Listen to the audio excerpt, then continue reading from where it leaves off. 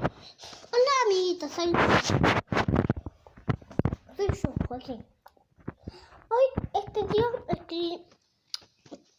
estoy haciendo un programa para la abuela, y te quiero decir que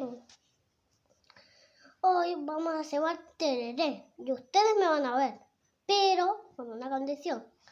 Quiero que ustedes se porten bien, que le hagan caso a su mamá.